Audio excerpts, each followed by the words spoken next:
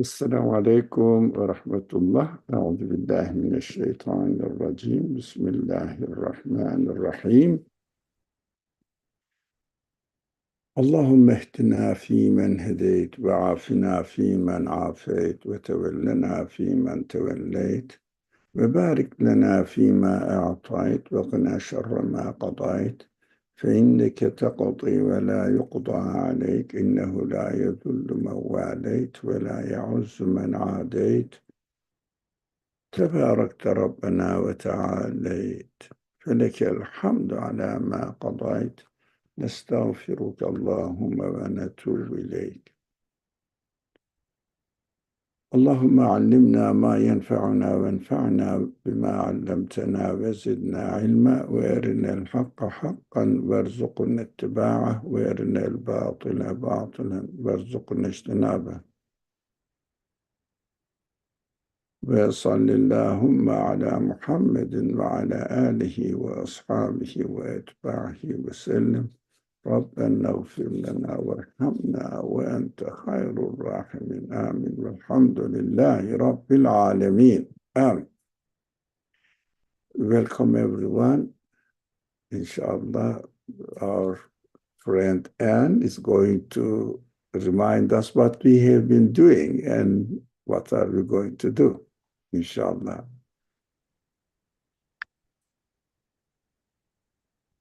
Okay. Yeah. We are on the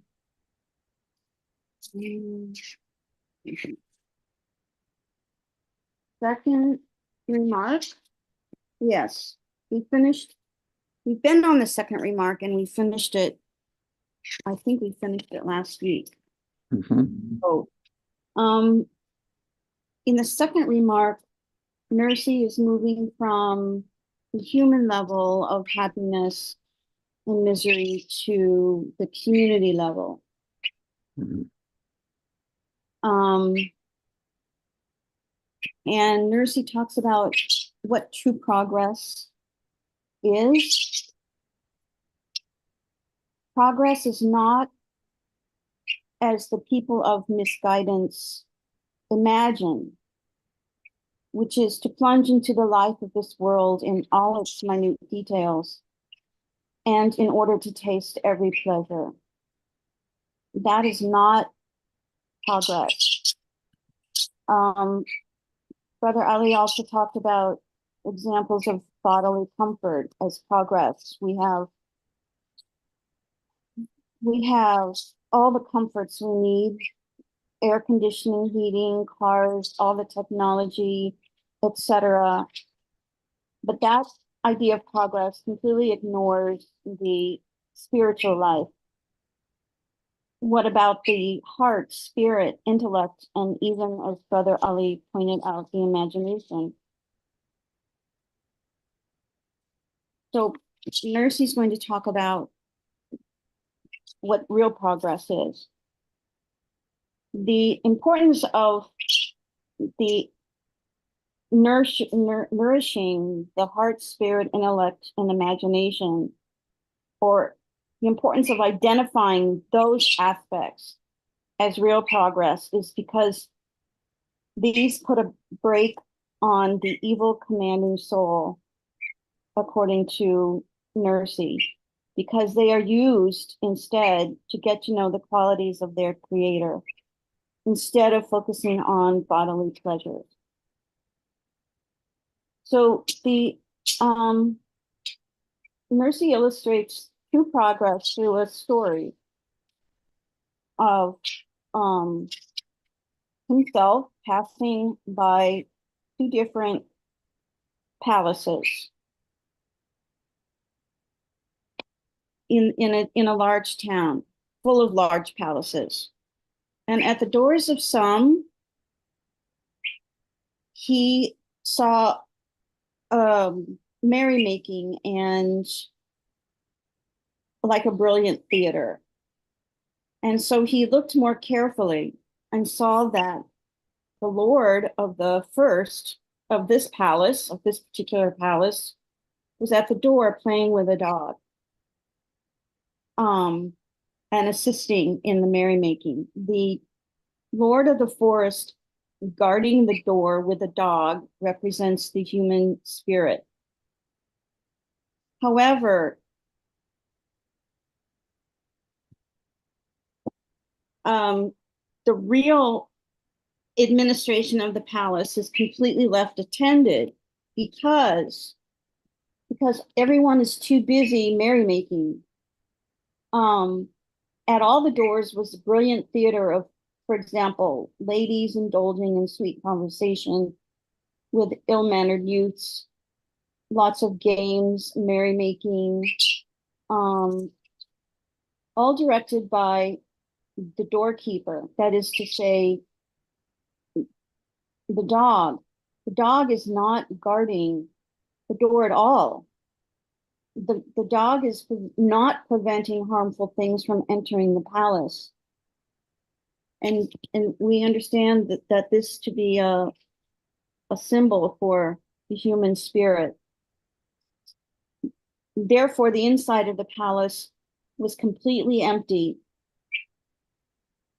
of feelings, intellect, consciousness. All its refined duties remained undone. So in contrast, he passed on to another large palace and saw that the roles were completely reversed.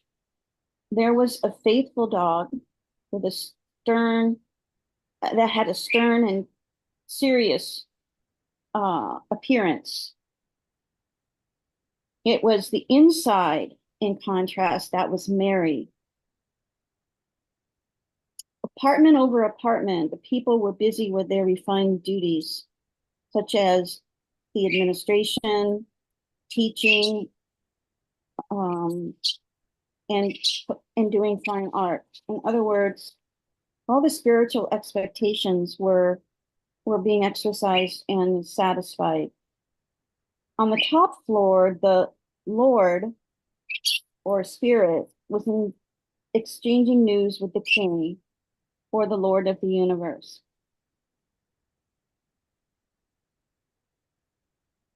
It's important to look at the different roles of the doorkeeper. In one, the doorkeeper had abdicated its responsibility and not guarding harmful things from entering. And the second one, the dog was distinguishing right from wrong. What is harmful for the spirits was not allowed to enter. Nursey explains that the town was human social life. It represents man's civilization. Each of the palaces is a human being. The first palace is of unbelievers, and the second is of believers. And Brother Ali added to this a similar allegory of the story of the cave, in which young people took refuge in a cave to protect themselves from the influence of outside civilization. They also had a dog. And according to Surah Qaf, ayat 18, you would have run away in fear. You would have turned and run away filled with fear. So this is similar to the dog in the faithful dog in the second palace. The lesson of this parable is that we must always be vigilant. We have to have our own stern dog to protect ourselves, to guard against ego, human caprices, and materialistic desires from entering the palace, especially nowadays. And that concluded the second remark. Thank you. Beautiful summary and the reminder. Thank you very much. You're welcome. You're very welcome. Yeah, really, I appreciate that you follow the discussion very, very carefully and understand the message and take notes. Now, mashallah. So it is interesting to see this vision. Nursi presents it as a vision, but takes the story, the spirit of this vision, from the story of the Quran, which is a famous story, cave, the story of the young people. They took refuge with the cave, and they had a dog as well. So it was excellent here. وَكَلْبُهُمْ بَاسِطٌ, etc., with their dog stretched out its forelegs at the entrance. So we understand that we should read the Quran with this awareness rather than talking about an event took place, we don't know when and where. And also, even if we knew when and where, what are we going to do? We are not the historians here, narrating a story of some young people took place in the past. But the mission of the Quran, I understand that the Quran is just really analyzing human spirit, human psychological side, and trying to, or gives a guidance to human beings how they should manage with their life and live in the best way according to the purpose of their existence, so that they will be happy within their personal life and within their social life. So they will understand, for example, the reality of the creation,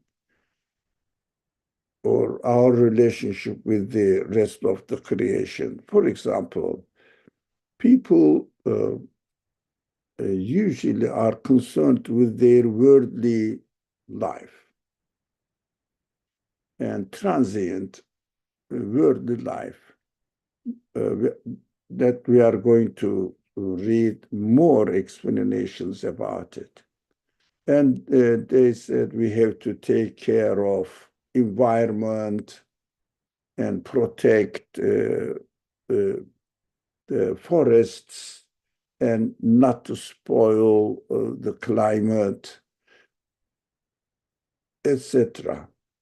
But the Quran comes, or in general, revelation comes, all the prophets are employed to say that, yes, the universe must be preserved, but not only for a temporary satisfaction of our life here, but it must be preserved because it is so precious, not because it benefits our worldly life. No, that is correct, but it is a minute matter. It's a very minute matter. As far as human capacity is concerned, the universe is a revelation. God, the creator, the owner of the universe, is revealing himself to human beings, demonstrating his qualities, introducing himself to human beings, and telling them or letting them know that they are created for a purpose, to get to know who their source of existence is, and according to what criteria they are going to live in this world. So who you are in this world, what your position is in this world, So how are you going to manage with your life in this world? Yes, you want to protect yourself, but protect yourself from the harm, bodily harmful things is a minute matter. You have to protect yourself from the harmful understandings, especially how you see the purpose of creation, purpose of life, so that you will evaluate yourself, who you are, and your psychological side, your spiritual side should not be misled, should not be damaged. Be careful about this point. Then we are going to read more explanations about it in the following parts of the text, because it is the people are concerned with their worldly life only, which is not bad at all, but it is very minute matter. It is just a transient life. How about our spiritual life, which looks for, which is in need of permanent satisfaction? That is the problem. Rather than looking at the universe, oh, this is good, this is the fresh air, oxygen, that is nice, not bad. So we shouldn't really spoil the environment. I understand, yes, we shouldn't, but why shouldn't we spoil the environment? What is the purpose of my life, the existence of other things? These are here to introduce my creator to me so that I will understand the value of my life. I will appreciate it and try to introduce the creator of the universe to my spirit so that I will understand, I have an owner who takes care of me. So, inshallah, we will read detailed explanations about this. So, just I wanted to add something in order to introduce the following third remark. So, inshallah, we can read if Anne is ready to I'm read. ready. Then I'm ready. start. Inshallah, please. Third remark. In regard to his acts and deeds and his labor, man is a weak animal, an impotent creature. The extent of his power of disposal and ownership in this respect is so narrow that it is no greater than as far as his hand can reach. Domestic animals, even the reins of which have been given to man, have each taken a share of his weakness, impotence, and laziness, so that if they are compared with their wild counterparts, a great difference is apparent. Like domestic goats and cattle, and wild goats and cattle. But in regard to passivity, acceptance, supplication, and entreaty, man is an honored travel in this hostile world. Man is an honored traveler in this hostile of the world, Mhm. not hostile world, hostile of the world. He is the guest of one so generous that infinite treasures of mercy have been opened to him, and innumerable unique beings and servants subjected to him. And a sphere so large has been prepared for this guest's recreation, amusement, and benefit that half its diameter is as long and broad as the imagination can stretch. Now, I marked the guest of, Mhm. yeah, this is the key pointer. Would you like to share your impressions about the paragraphs we read? Anyone? So he started from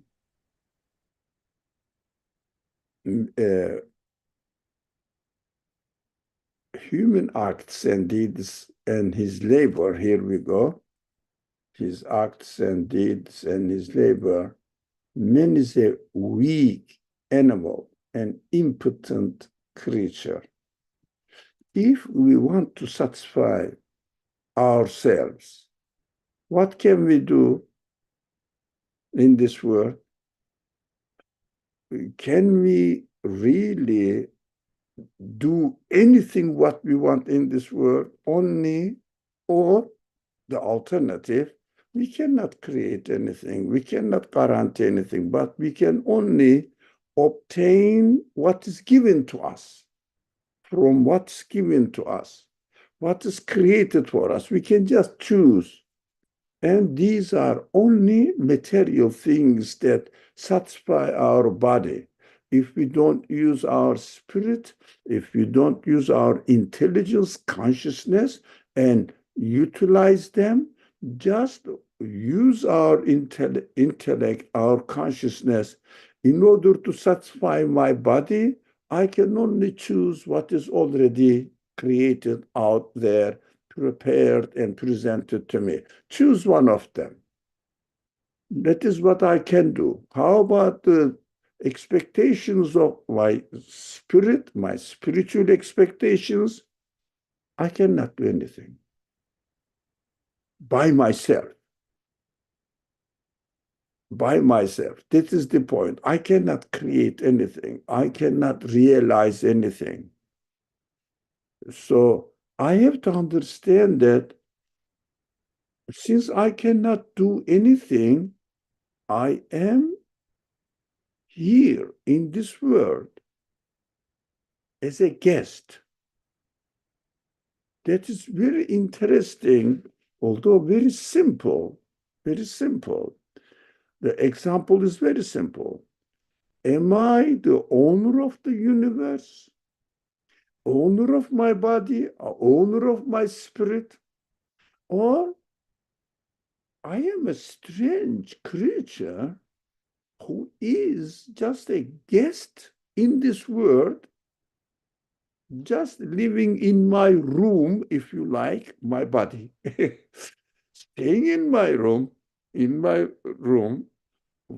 where my room is a part of the building of the universe. I am just a guest here. What can guests do? A guest do? Here, if somebody comes here as is my guest, what I do, okay, what would you like? What can I do for you? But the guest only have it what I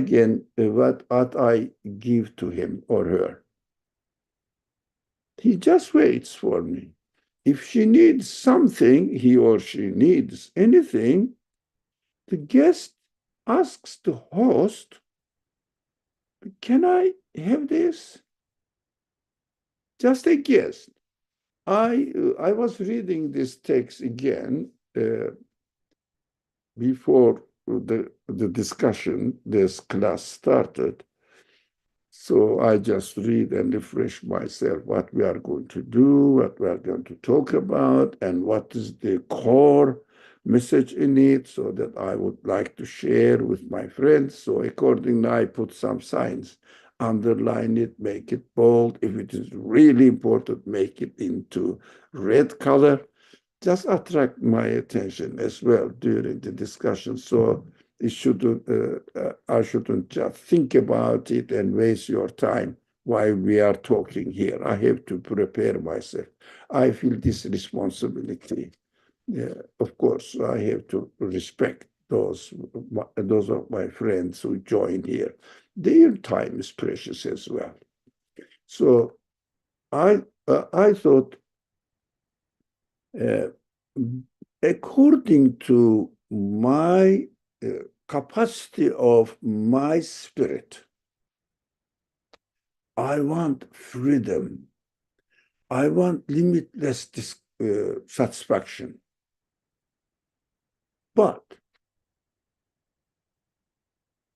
in reality, bodily wise, if I don't take notice of the message that I get from the universe, if I don't get the message that some people come up among the human beings, stand up and say, we have some message for you to tell you from the Creator, announcements.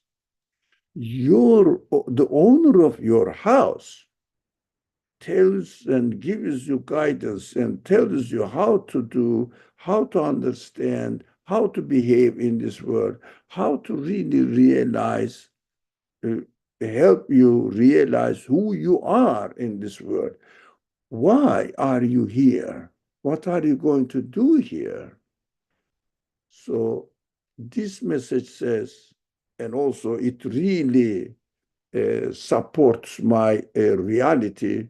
You are a guest in this world. Guest of whom? Who is the host? The host is the owner of this universe who created this universe, prepared everything for you, and ex exposed himself to you through the way he created you and the universe around you. This is just a temporary place. You are here, although according to the capacity of your spirit, your spiritual capacity, this universe is like a prison. But you are here just a temporary base. Temporary base. You are here to get to know the reality, and according to your behavior towards the reality, you will be treated in the following creation. A new creation, according to which is going to be created according to the capacity you have developed, improved yourself, and so understood who you are, who your owner is, how much you appreciate it, uh, the creator, the owner of the universe, which kind of attitude you have taken to the host of this universe. Can you imagine a guest behaves in such a way that the host gives something to him, offers something to him? He doesn't say thank you. He doesn't acknowledge the host. He just goes anywhere he likes without asking permission, without recognizing his position as a guest. Of course, this host gets upset. And which kind of person is he? Doesn't know that he is the guest here. I am preparing everything to him. He is behaving in such a way that he is the owner of his own house or this house. He doesn't acknowledge me at all. So I'm not going to accept him as my guest anymore. He is a very arrogant person. He doesn't deserve to be treated kindly. And of course, there is a positive option as well. If the guest behaves like a guest and anything offered to him is a free offered to you, offered to you, and just you freely get it. Why don't you be thankful? And if a person says thank you, acknowledges it, and gets everything with his permission. For example, now I feel a bit tired. Can I sleep somewhere? Where would you like me to sleep? I need to sleep. And the host says, here we are. Here is your bedroom. Of course, the host will be pleased. But if someone says, I am tired, I want to sleep. So it goes here and there and finds any place without permission, enters it. Of course, we don't like this. I don't like this kind of guest. So this feeling is the best revealer. This feeling is given to me to understand how I am going to be treated in my next creation. This word, the host doesn't say anything until I get out of the house, of course, with him, with his decision, and never I will be accepted again. That is called hell. Hell, life in hell. But the guest who behaved himself, acknowledged his position, appreciated the host, also will be taken again, but this time you deserve to be treated better.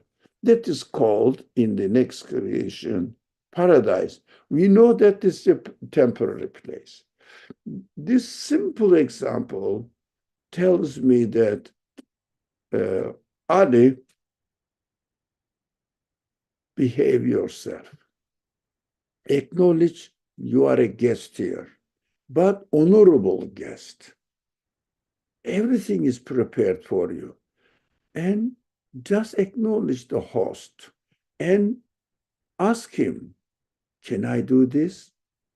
I need this one. Can I have some? Ask his permission.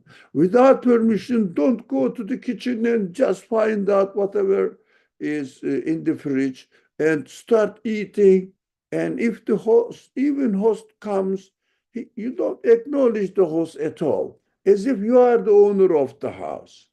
That is why those people who don't acknowledge the owner of this universe behave in this world. They say, I must entertain myself.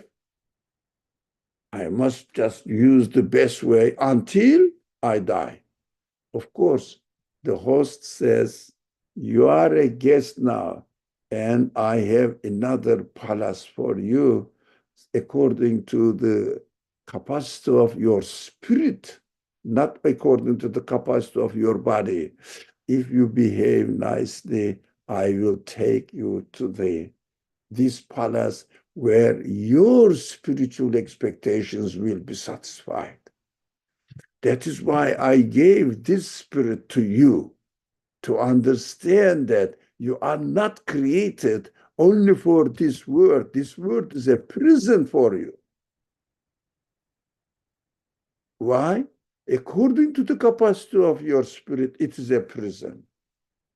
But according to the capacity of your body only, yes, you can entertain. But how about your reality? You are a human being. You are not an animal. Maybe we don't know what the animals do, but example, let's assume that animals don't think of the future and don't remember the past, just they live as they are.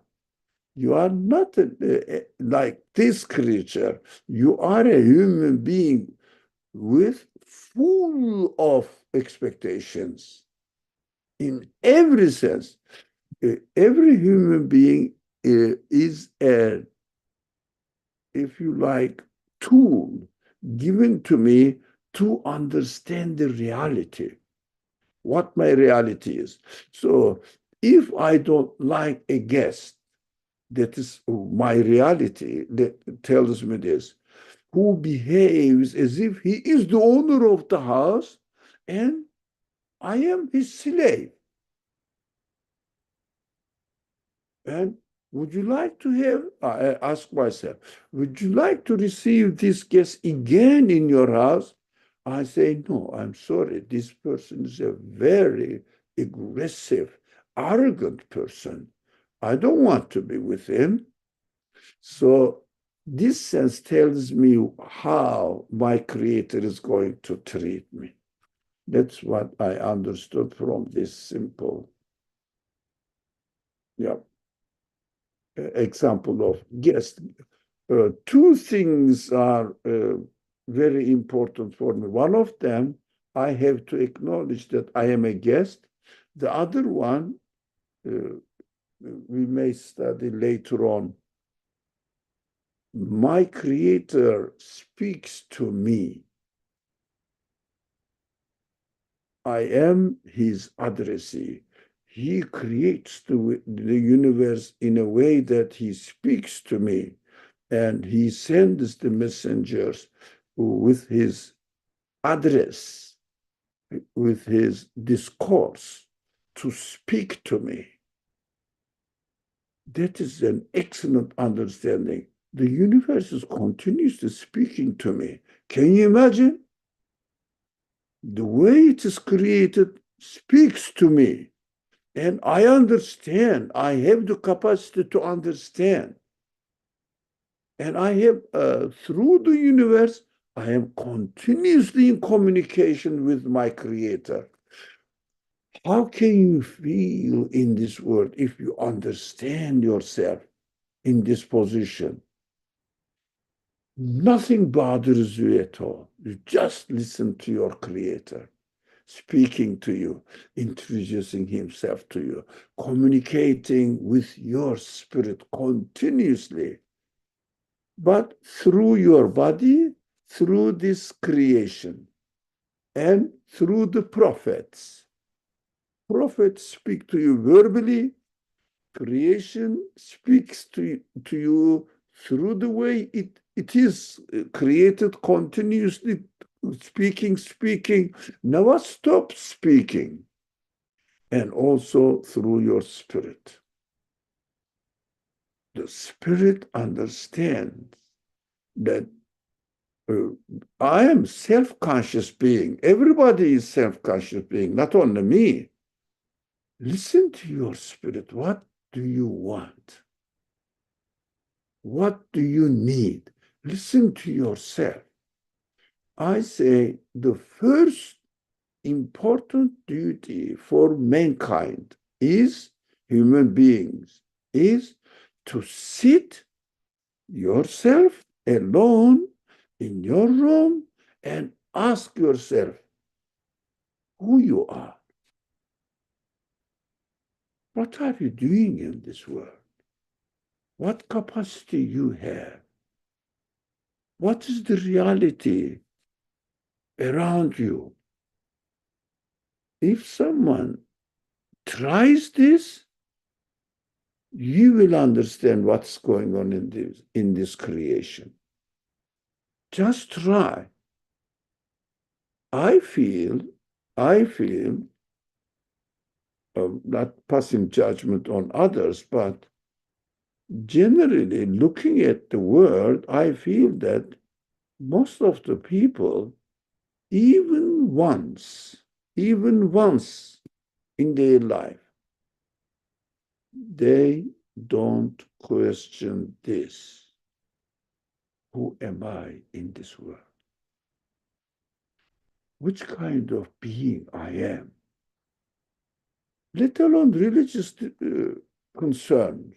I'm not saying that what religion tells us. No, forget about it. Everything. Just sit by yourself and question yourself who you are. From time to time, if we have done once, from time to time, repeat it. We need it. In fact, in Islamic tradition, 5 daily prayers, the spirit, the gist, the essence of 5 daily prayer is this. During the day, my Creator says, you are such a forgetful person. I know you. But since I created you in this position, there is a purpose, there is a wisdom in it. Why?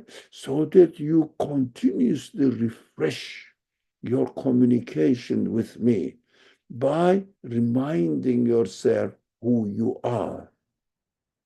5 times a day. You need this.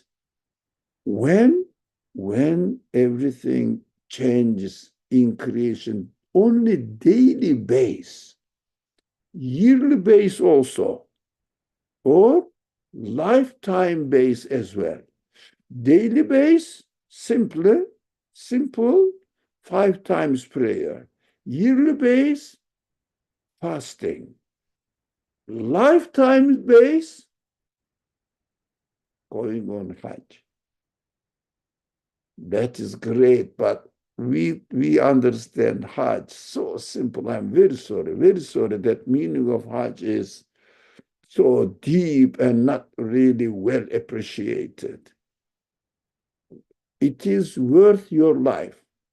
But I'm going to Mecca. It will be, you are not going to Mecca. You are going to Kaaba. That is life worth. So on different circles of life, we are created in such a way that on various occasions, we should refresh our relationship with our host in this universe. This is the hostel, this hostel of the this hostel of the world. What a beautiful analogy. I really should make it bold. This hostel of the world.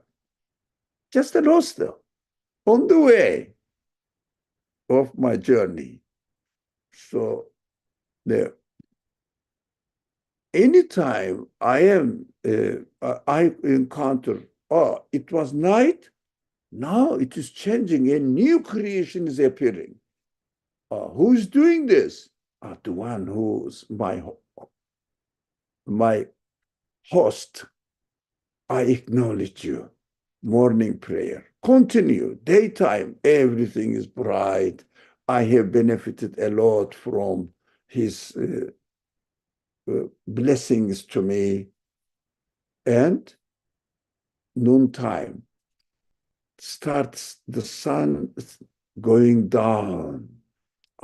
It is transient. He is reminding me that this is just a temporary place. So Allahu Akbar, another prayer. Like this, on daily basis, these are very important actions. We see that these kind of praying, fasting is pillars of Islam. What does it mean? Well, it's very simple. Pillars of Islam. We have to do it. What does it mean? Why? What is my host is expecting from me by doing these commandments? I have to reflect on it. These are great subjects, but I'm sorry, I took a lot of time. Oh, really long time I took. I'm sorry, but I'm excited about this. One thing, one word keeps repeating in my mind. I am a guest. I am a guest. I am a guest in this world. What you may say, no, you spent 45 minutes for just one word. It is worth life. Not only 45 minutes, worth life. Whether I remember that I am a guest or not. That is the point. Okay, thank you. I should stop now. Please, if you want to share anything or continue to read whatever you would like. And Oh, I'm very grateful for the time you took. It's extremely, it's more than helpful. It fills a really deep need in all of us, I think, your words, hearing your words. I want to thank you. thank Okay. you. Yeah, I will continue then. Thus, if man relies on his ego and making worldly life his goal, attempts to taste temporary pleasures while struggling to make his living, he becomes submerged within an extremely constricted sphere, then departs.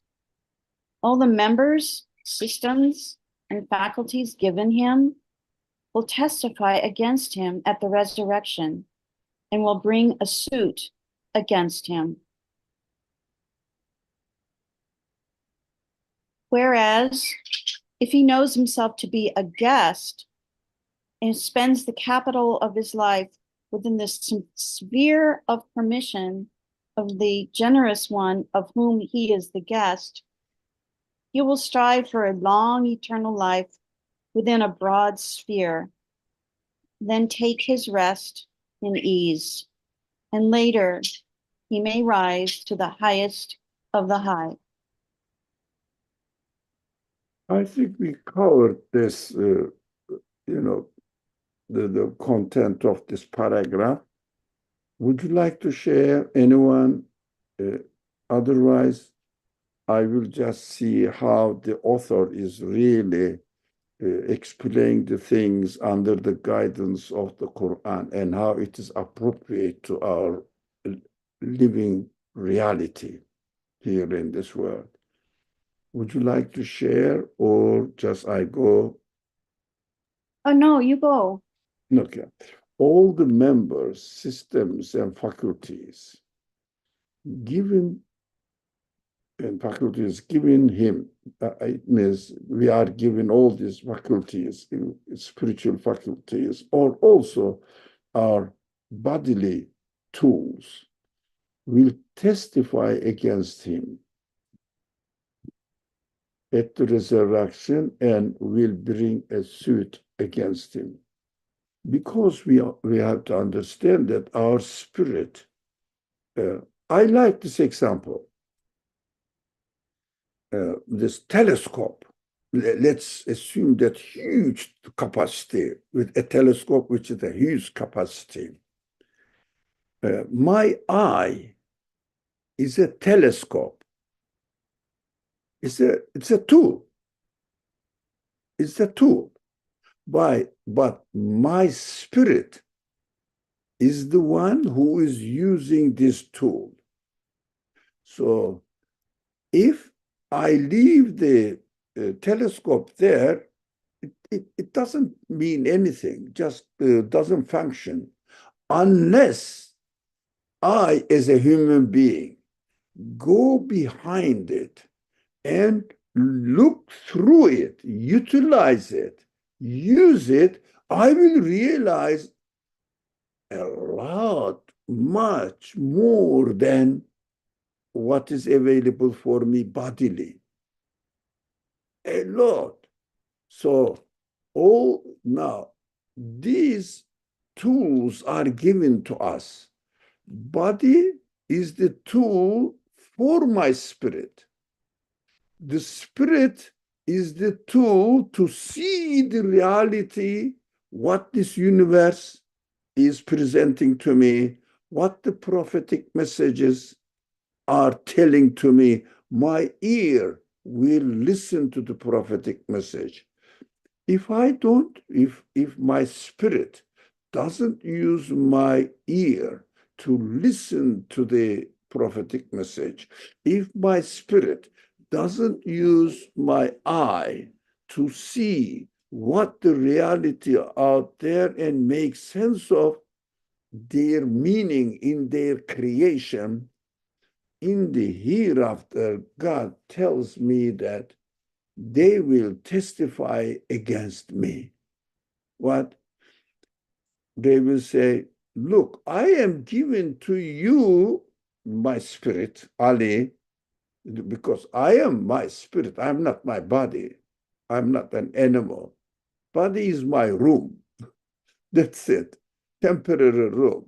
My body will get rotten, but my spirit is going to be taken into account. What did you do with these tools? So at the resurrection, they will bring a suit against him. It means, oh, my creator, it is, you can imagine this scenario, I will speak. And when God is telling me this in this word, be careful, I gave you this eye example or ear or what, everything, all the tools for a purpose. Use it. Otherwise, they will witness. Eh, Of course, the creator knows what's going on because he is creating me. But this is just a way to tell me. So by eye, we say, oh, my creator, you created me to be used for this purpose, but this man didn't use me for this purpose. He mistreated me. That's how the Quran describes it. And the author has really taken this example from it. Bismillah ar-Rahman ar-Rahim. I will quickly read it. You will understand how Quran describes it beautifully. حتى إذا ما جاءوها شهد عليهم سمعهم وأبصارهم وجلودهم بما كانوا يعملون. وقالوا لجلودهم لما شهدتم علينا قالوا أنطقنا الله الذي أنطق كل شيء وهو خلقكم أول مرة وإليه ترجعون. Now the translation is very simple, understandable. I'm sorry. When they reach it in the hereafter, in reality, hereafter means while Quran speaks to me about hereafter, he is introducing my reality now in this world, how I should make sense of my reality. Of course, this is the news for the hereafter, but the next creation. But I should utilize it here. This is my reality. Let me see if it is true or not. Reflect on it now. That is why we should understand that Quranic analogies must be benefited within the conditions in which we are created here, within these conditions here in this world. Rather than reading, it is going to happen in the hereafter. Let me see when I go there. No, the creator, my creator is speaking to me right now. I have to make sense of it. So when I read this verse, I have to bear in mind this reality. When they reach it, their eyes, their ears, their eyes and skin will testify against what they used to do. I think we talked about it. Now, I have to utilize them. God is telling me that I gave you eye in order to look around so that try to see the meaning with your intellect, with your intelligence. Use it, understand it. It is a tool. If you don't utilize it in this way, in order to understand the meaning of the creation out there, if you don't utilize the quality of ear, hearing the message of my messengers, then they will witness against you.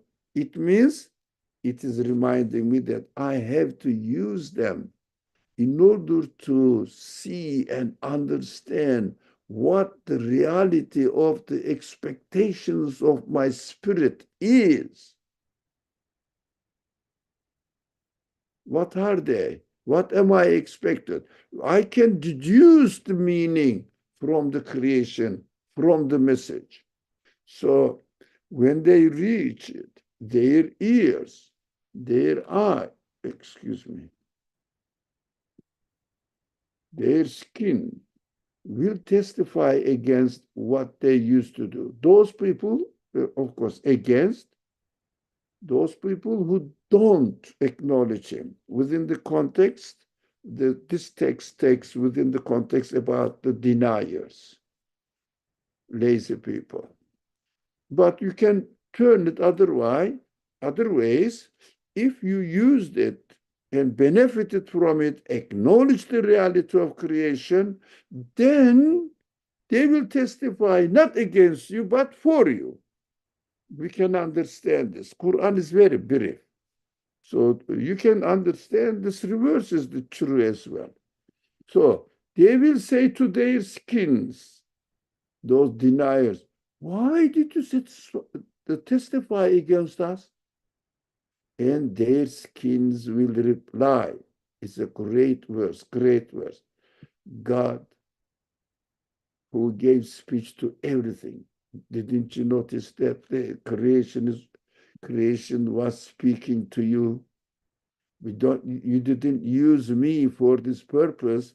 You didn't realize that the creator is continuously speaking to you in this world. And he's reminding me that, hey, take the universe as a speech of your creator to you. See that this universe is an address. It is an conversation. It is a discourse presented to you in order to answer the expectations, the questions of your spiritual needs.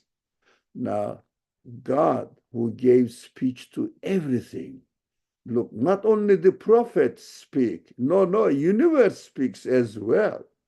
Universe speaks with its own capacity. Prophets speak as human beings.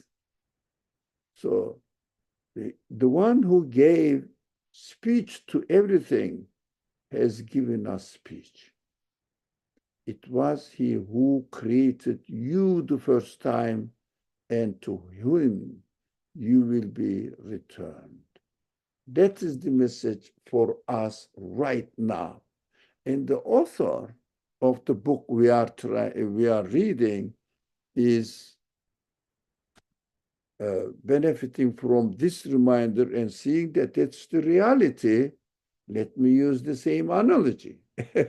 So he is just really following the method of the Quran, how Quran teaches.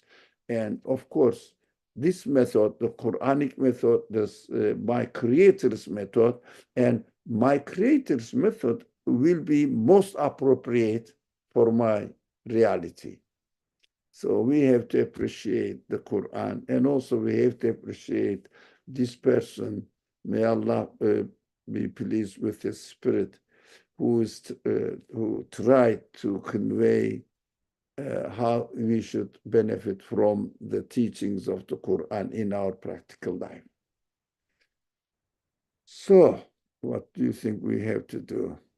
Would you like any more comment, anything, or should? Um, It is a long paragraph. What would you? unless we go over a few minutes, Yeah, we can continue with this paragraph, or we can stop here. I mean, I think this paragraph is a long one. Yeah, I think we should stop right at that, at this. Yeah. Yeah. So the time is up. If we start, it will go Oh, into another 15 minutes or maybe half an hour.